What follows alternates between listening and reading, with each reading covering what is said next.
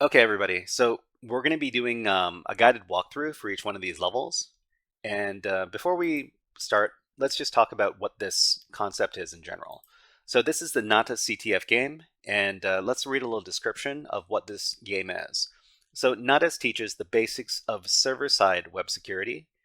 Each level of Natas consists of its own website located at the http natasx.natas.labs.overthewire.org, where X is the level number. There is no SSH login.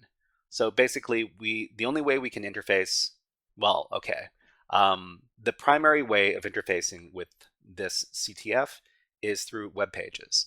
To access the level, enter the username for that level, for example, Natas0 for level 0, and its password. Each level has access to the password of the next level.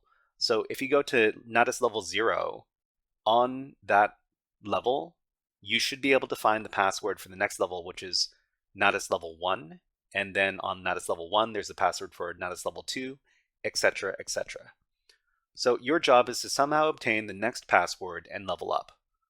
All passwords are stored in the /etc/natas_webpass directory. So what this means is that for some reason you're able to access the web server directly, then it's going to be in this directory here. So for example, the password for Natas5 is stored in the file /etc/natas_webpass/natas5 and is only readable by Natas4 and Natas5. Then it says start here. Username Natas0, password Natas0, URL, this one over here, natas0.natas.labs.overthewire.org. So let's start. This is a guided walkthrough for the Natas 0 level that is part of the Natas CTF game over at overthewire.org. The first thing we want to do when we do any of these Natas levels is to load up the level, which is this URL over here. We're going to paste it into our web browser and then access the level. So you're going to see this, this basic authentication login. You're going to have to specify your username and your password. So to everybody who wants to play along at home, this is the website that we're accessing right now. So what we need to do is we need to provide a username and a password. The username is going to be Natas0, just like this. And the password is going to be the same thing, Natas0. Then click on sign in. Okay. And after we arrive on the level, we're going to see this message. You can find the password for the next level on this page.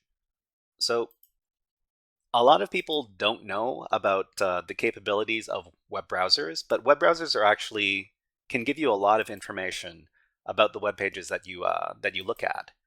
But the most basic thing that we can do when we're looking for information, when we're doing these web app CTF exercises, is the following. So we're dealing with Natas level 0, and in this lesson, we're going to talk about HTTP source code. So web browsers render our web pages based on the HTTP code provided by the web server. So the web browser makes a request to the web server, and it sends back code, and the code is going to be rendered by the web browser. So every web browser allows us to view a web page's HTTP source code, and the source code is going to look a little bit like this. So for web app testing, this allows us to find interesting directories, developer comments, and more.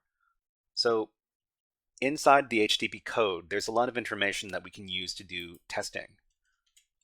Okay, so let's go ahead and go back to the web page here. And the way we access the HTTP code, the source code, there are a couple of different ways. So one way we could do it is we could right-click on the web page, and then we can select View Page Source. So after you right-click, there's another little window here. You can select View Page Source and click on that, and that's going to show you the web page source. So this is all of the HTTP code that is used to render the web page. In this comment over here, it says the stuff in this header has nothing to do with the level. So we can safely ignore everything from the header over here till the end of the header, which is over here. So all this stuff is nothing to do with each one of these levels.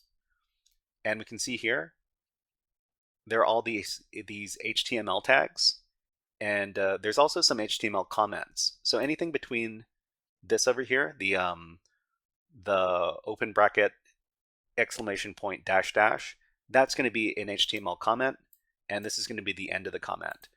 In between these comments over here, there are basically, these are used for developers to leave little notes or to do commenting on different parts of the code. So in this case, there's a password inside the comments here, and it says the password for Natas 1 is this. So what we can do is we can copy this, and what I'm going to be doing is I'm going to be keeping track of these. I'm going to be keeping track of these passwords in my walkthrough file over here. Whoops. So for each one of these levels, I'm going to create a little entry in GitHub, and I'm going to keep track of the username, the password, and what web vulnerability we found on here. So on this page, we found the web vulnerability sensitive data disclosure in app HTTP source code. So the way we solve this is we either use the keyboard shortcut to view the HTTP source code, or we can do the right-click method instead. That was a guided walkthrough for Natas Level 0.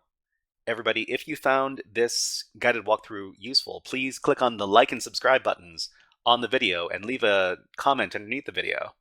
But until next time, HackerFrogs out.